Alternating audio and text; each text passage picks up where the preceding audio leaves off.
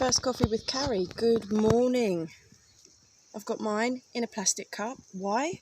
Because I'm on the beach and it's far too early in the morning for anyone in Thailand to be open and serving coffee in this area. Maybe the 7-Eleven. And I have to say, the 7-Eleven in Thailand does serve very good coffee. It shouldn't be that good for 30 baht, which makes me wonder what they put in it, right? Or not put in it.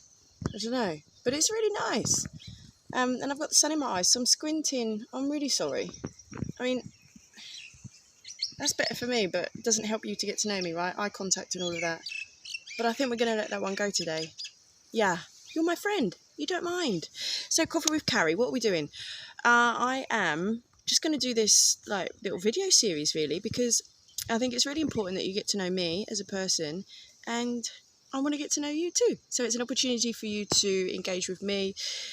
And we're literally just going to have a coffee together. Maybe you're on your morning commute. Maybe you are sat down with a coffee at home. I don't know. Where do you drink your coffee? Maybe it's lunchtime. Maybe it's evening. Who knows? I mean, who drinks coffee in the evening? I do. I drink coffee in the evening. Okay. On that note, coffee. I've got a bad relationship. No, I haven't got a bad relationship with coffee. I've got... I've got an interesting one, and it's not like I've got... Oh, and I've learnt a lesson. I need a tripod, right, so I don't keep moving. It's not like I've got an issue with coffee, but I'd really like to give it up, and I want to know why I want to give it up, and I want to know why I can't give it up.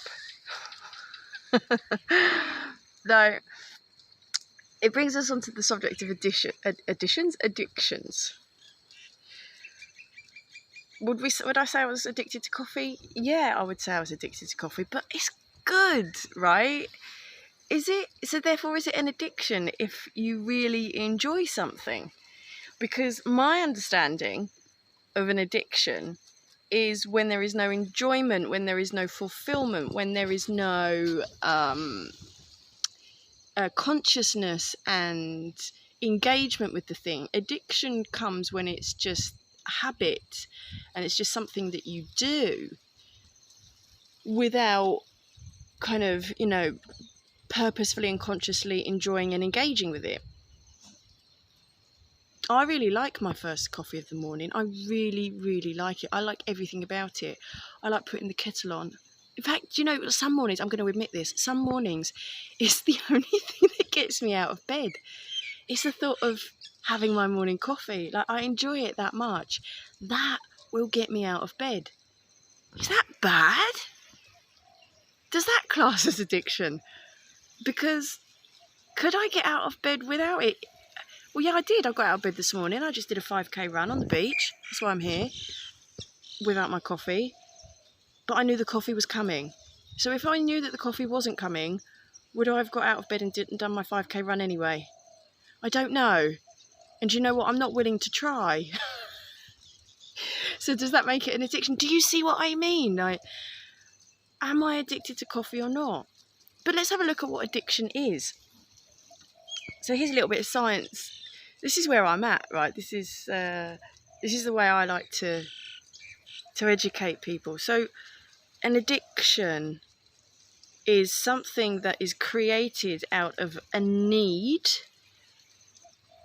for love, because we were not held enough as a baby. Huh? Yeah, I know, right? But it's true. So when we're born, we are born without an energetic aura.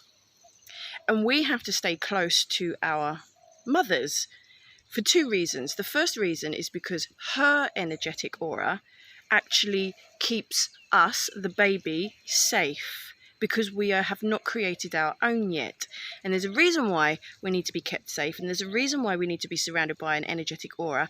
It's so that other entities... Oh my God, you're getting too spiritual now, Carrie. It's so that other entities cannot get into the baby's aura. That's the first reason. Now, the second reason is that actually when the baby is close to the mother and the baby is in the mother's energetic aura, the mother's heartbeat and the strength from the mother's heart actually entrains the baby's heartbeat. So it actually gives it its energy to beat strong enough, because the baby doesn't have enough power to do that for itself. So if you, as a baby, are taken away from your mother, or you don't have enough contact with your mother at that really ripe and early age, then you don't have enough strength, you don't have enough energy, and the hypothalamus in the brain picks this up, it senses it. So it's actually searching for something. It knows there's a lack. It knows there's something missing. So it's constantly searching for this this heartbeat, this strength, this energy, so that you can pick up on it. So then as we grow up with this, we grow up with this continuous longing, this continuous searching for something. And it's that which turns into a craving. We know there's something missing, but we don't quite know what it is. And then you try to fill this hole. Some people fill it with cake. Some people fill it with coffee. Some people might fill it with alcohol. Some people might fill it with drugs. Some people might fill it with sex. Okay, that one wasn't me. No, I'm good with that one.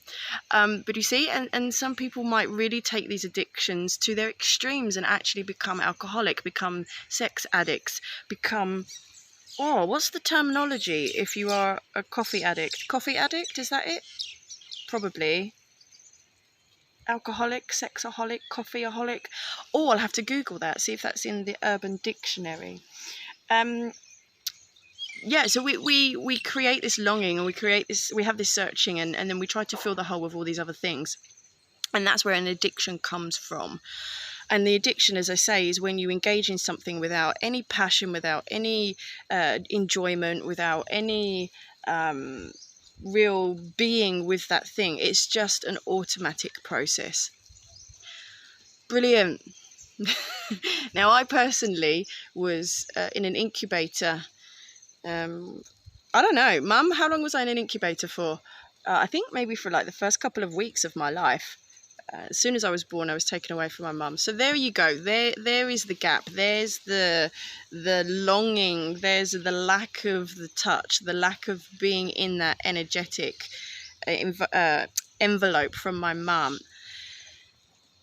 But it doesn't need to be something quite so extreme. Maybe it's like your mum had to go back to work, or maybe like lots of other people were looking after you as well. It's not just your mum. Maybe, I don't know, it could be a multitude of reasons. I wasn't there, right?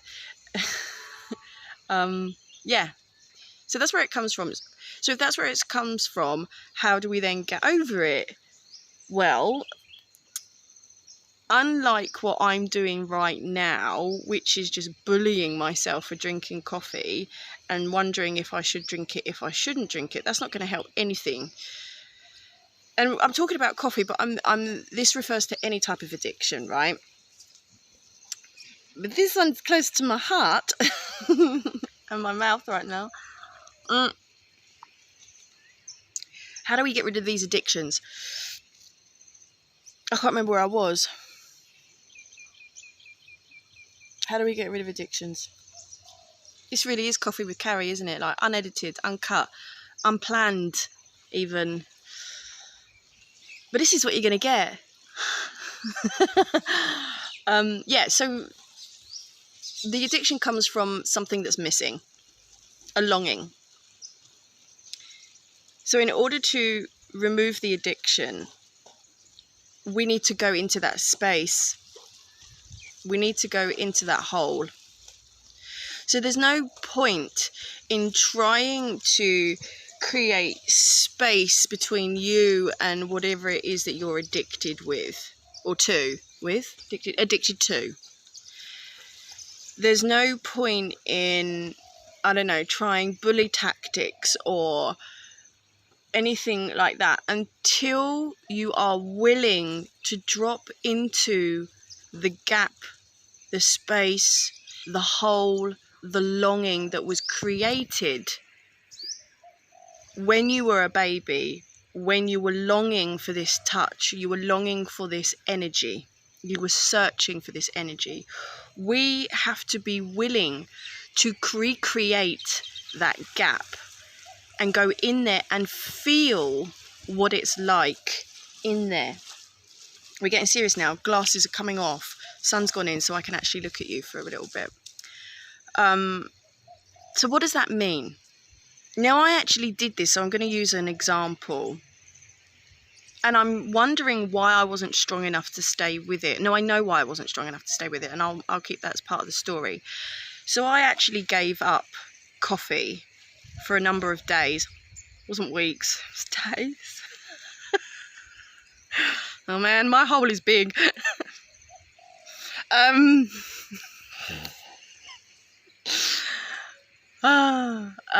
Where was I? Sorry, I just went to sex addicts. I'm not one. I'm a coffee addict. Oh my God. Yeah, no, I gave up coffee for a number of days, and it was absolutely fascinating. So it was very simple. I just stopped drinking coffee, and every time I thought I wanted one, every time I felt the urge to put the kettle on to heat the water, every time I felt tired, every time I just had this longing for the ritual of making the coffee, every time I felt the longing for the taste, every time I felt the longing for the surge of energy that it gives me, every time I felt the longing for just holding the cup. I mean, because these urges come in so many shapes and sizes, right? And it depends what you're addicted to as to what it's going to look like, feel like, sound like. But every time I felt that urge, I literally stopped what I was doing and I stayed still, closed my eyes, and just went there. Felt it, felt the urge, dropped into my heart, and was like, what's here? What's missing? What's creating this urge? What's urging me to want to go and make this drink, to consume this caffeine?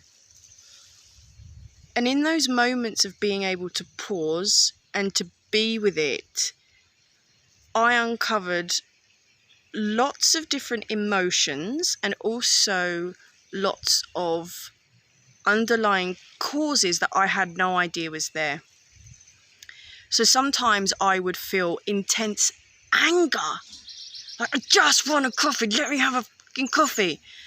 Sometimes, oh, sun's coming back out. Sometimes I would experience anger because I don't know. I had no idea why I was angry, but I really, really was.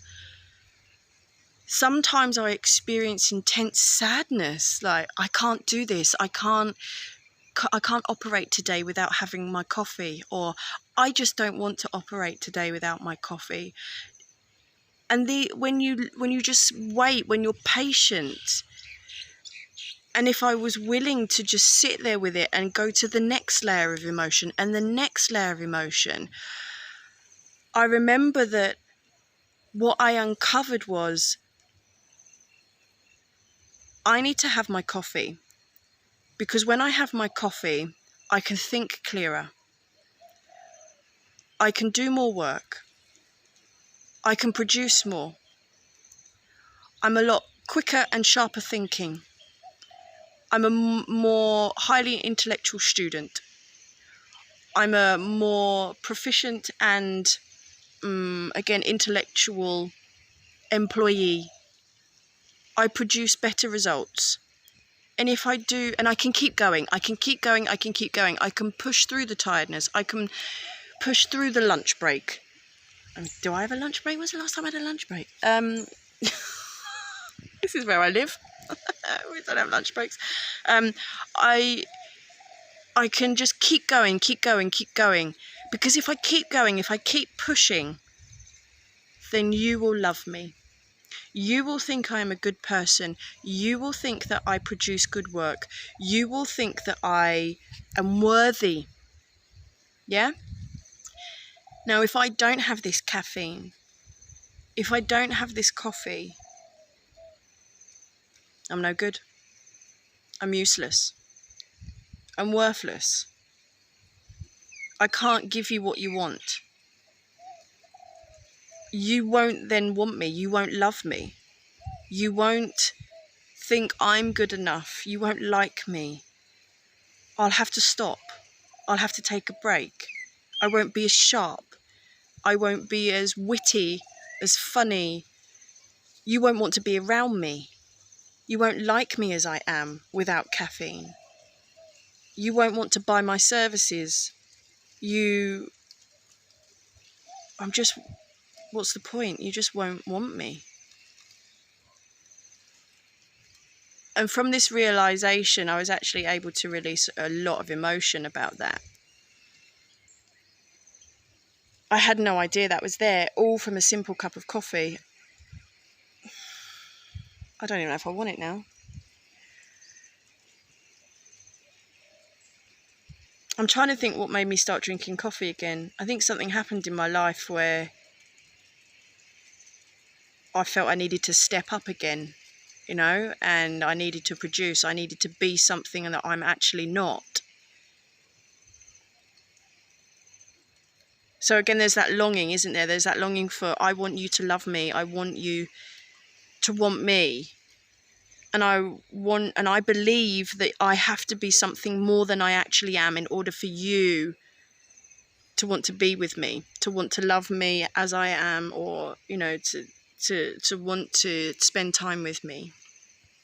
I'm doing that so you get to see the beach. And that's really, really sad. So yeah, I mean, I was really just fascinated and flabbergasted. What a word. Flabbergasted that that was sitting underneath something as simple as this. So that's why I want to give it up. Because I want to know that I want to believe, I want to feel that I'm enough without it. But my paradox is, and the universe is full of paradoxes, my paradox is I really like it. I like going to coffee shops. I like drinking coffee. I like the taste of coffee. Do I like the taste of coffee, or has it just become that much of a habit? I don't know. I don't even know if I like the taste of it. But I like the whole ritual around it. I like everything that comes with it. I like the getting up in the morning, as I say. I like the sandflies. Oh my God, they're the worst bites in the world.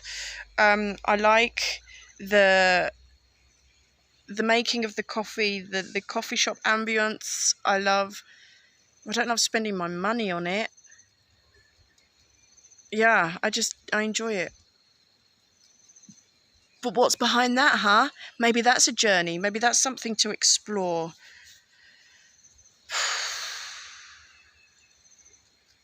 So I've started coffee with Carrie this morning. Anyway, I'm talking about wanting to give up coffee. Oh, so how long will this last? Oh, would you judge me if I had coffee with Carrie, but it was actually a tea, like a green tea or something? You could have the coffee and I won't. I'll have something else. That's all right, isn't it? Anyway, I hope you enjoyed my gabble. Hope you learned something. That's a topic, isn't it? So one of the reasons why I don't get on camera very often is because I have this perfection issue and imposter syndrome. I feel like I always need to be giving you something. And that's, again, if I'm not giving you something, then you're not going to like me. You're not going to want to be my friend. Maybe we could talk about that tomorrow. Don't know what we're going to talk about, because remember, it's unplanned, and we'll just see what comes out. Wonderful, exciting. So anyway, I hope you enjoyed my little gabble this morning, and you'll join me again. Enjoy your coffee. Don't feel bad about it, will you? I love you, as always. See you tomorrow.